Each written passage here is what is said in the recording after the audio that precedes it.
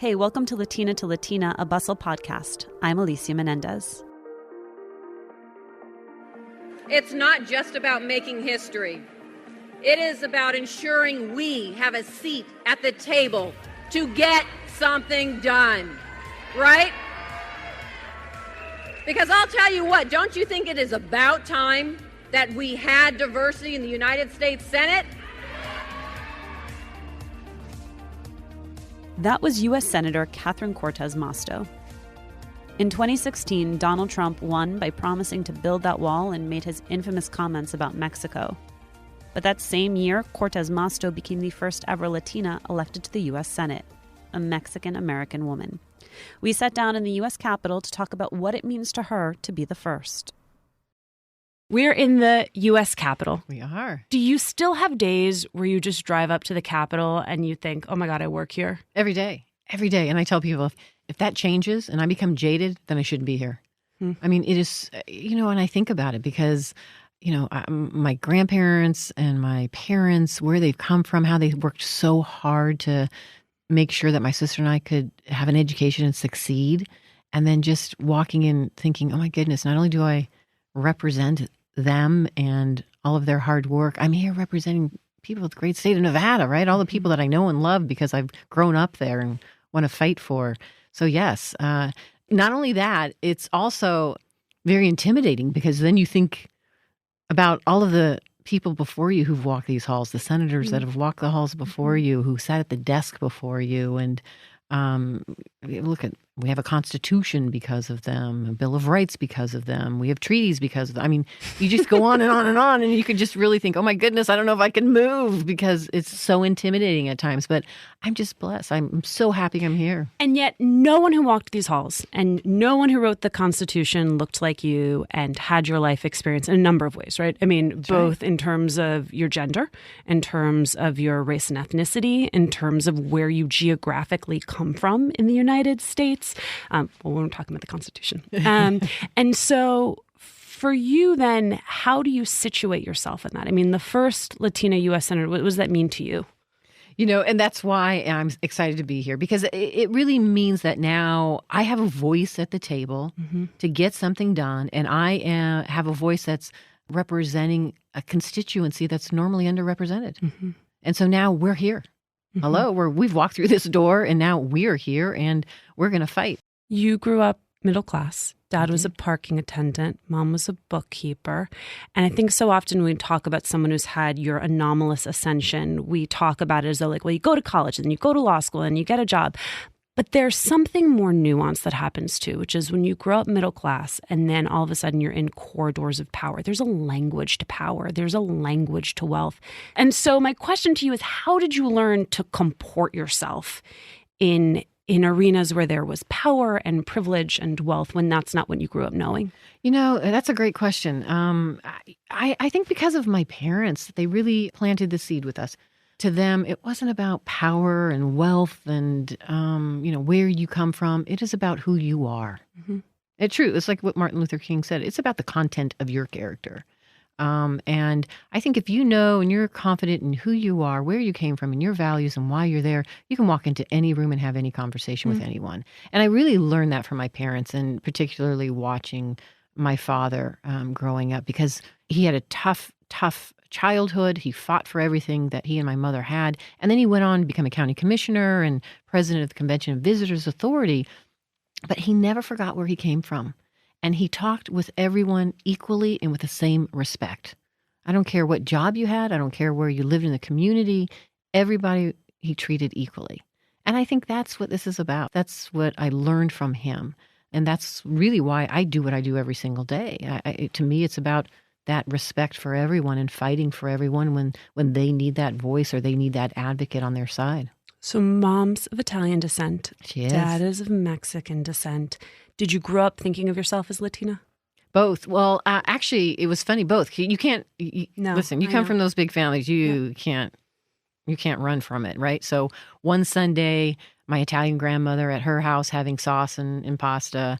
The next Sunday, at my Mexican American grandmother's having frijoles and tortillas. And so that's how our Sundays were. You spend it with family and with your grandparents. And around food and lots of people, right? Well, Monday through Friday must have been a lot of cardio. Exactly. But we celebrated everything. I don't care if you lost your tooth. Oh, the family's coming together, or the tooth fairy is coming, or the first communion. Oh, it's the first communion. Now all the family's coming together. And so you don't run from it, and you just embrace it. And I loved it. And I did. I came from both kind of cultures, but they're still similar in the sense that there's a lot of family, a lot of love, a lot of support. I want to talk a little bit about your time as AG. A lot of emphasis on the most vulnerable communities, seniors, women, children. Why? Because I'm an advocate and a fighter. I've always been. I just hate the idea that there's people out there that are getting stepped on, or that just need a helping hand and nobody's there to help or fight for them. The best part that I feel that of all the jobs that I've had is when somebody calls up and says, I'm having trouble here and I need somebody in a position that can help me maneuver through this and give me help.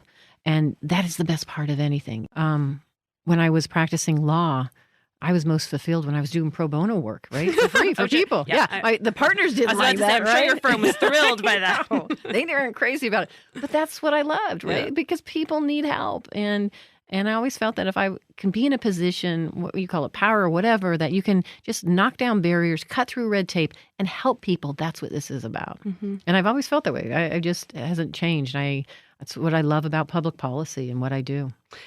Let's talk about running for office, because so often when we talk about running for office, especially when we talk about women, we talk about that moment when getting women to run. But even once you get women to run, there are all of these obstacles: institutional support, party support, fundraising. For you, what was the biggest obstacle? Probably for me, it was at the time, there was nobody to show you how to do it. Right? There's no manual. At the time, I didn't know about Emily's List. There was no Emerge, or these programs now that are wonderful, that if you want to run for office, you can go through this program. They can talk to you about it and what you need to do. I had no idea. Really? Literally no idea. Just that I knew I wanted to do this, that there were issues I wanted to fight for. I knew my state. I knew I had to get around and talk to people and ask for their vote and explain why I wanted to represent them. And I will tell you this, had I known now what I know, I probably would have never run, because there's so much to it. But I love what I'm doing now. And I'm so grateful that I just jumped out and said, I may not know everything that's involved in running for office, but I'm going to do it. And I think there's times when women running for office look at it differently than men run for office. Women want to make sure, well, did I check this box? Do I have the experience? Do I have the education? Am I going to be able to do this job? And men are just, the question they ask is, how much does it pay? I'm in. It's this kind of different way we look at things. And I think more of us just need to say, listen, I am passionate about an issue. I can do this job like anyone else. I have the qualifications, and I'm going to do it, and I'm going to jump in. So it's almost like if it had not been for a little bit of naivete, we might not be sitting there. That's right. I mean, that's true. Because now you look at these races, particularly the one that I just came out of, it was brutal.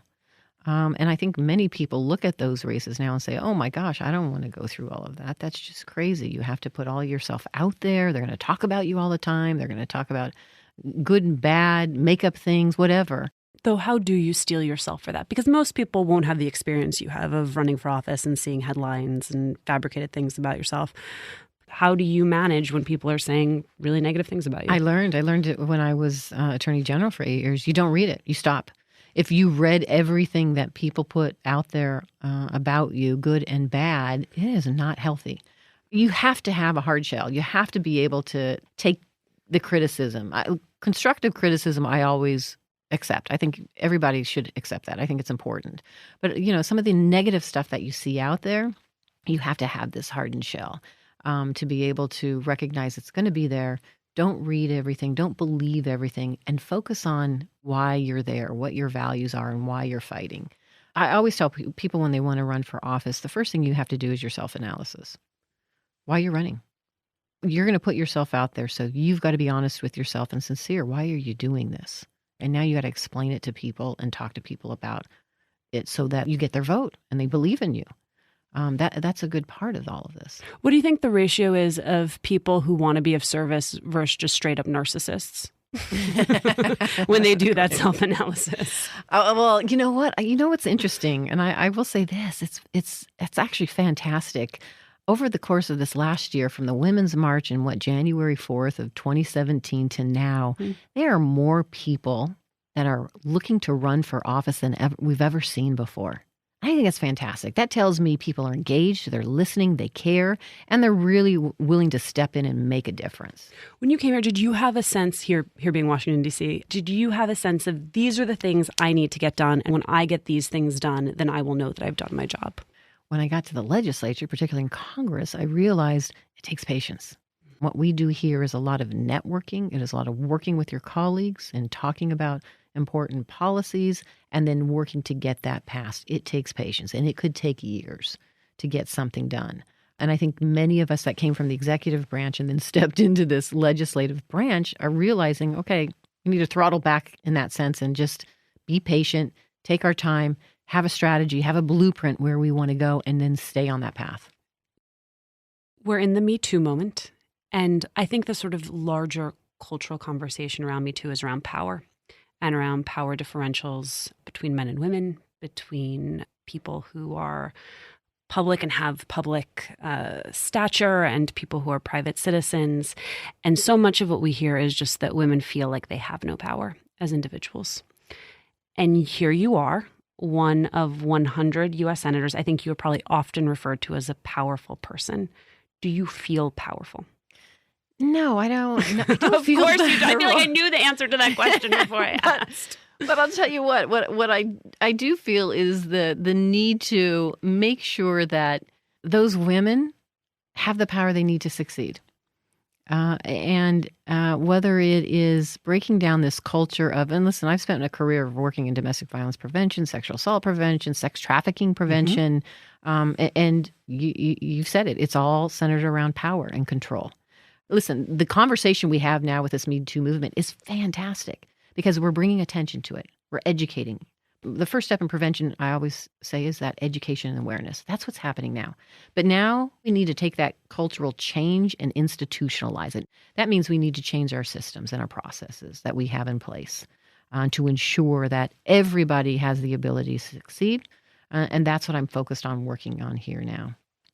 One of the first things you did when you got to them, in addition to sort of your exterior, the stuff you do on behalf of your constituents, you brought together all of the Latina staffers on the Senate side to get a sense of what they felt their opportunities, obstacles were. What was the number one thing you heard from them? I can tell you, I've done several of those. One of the first things for me was to increase the diversity here in Congress. So you can just walk in and see there's not enough of it. And so I wanted to understand what were the barriers. So I had roundtables with Latinos that work on the Hill. I've had roundtables with African Americans working on the Hill, with Asian American Pacific Islanders, with LGBTQ, to really talk about, what were the challenges, what were the barriers, what can we do to open that door, promote, and move forward.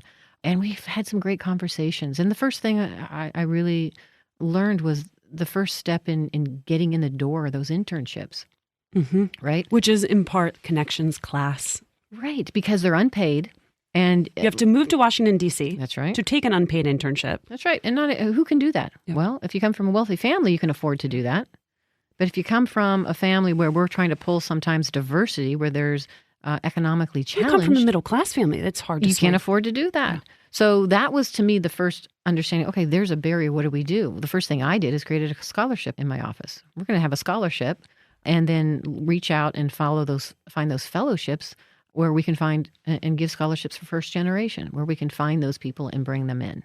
And then the next step is, okay, now we're opening that door to diversity. How do we continue to promote them within? Thank you so much. Thank you. I've enjoyed it.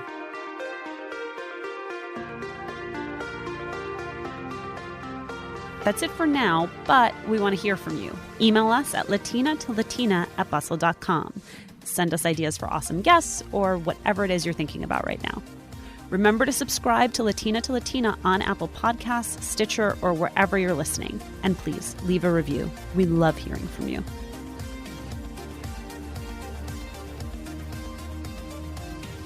Latina to Latina is produced by Lantigua Williams Co, mixed by Oluwakemi Aladusui, with assistance from Anna Parsons. Our executive editor is Emily Ann Epstein. Our editorial supervisor is Roseanne Salvatore. And we got to give a special thank you to Jenny Hollander.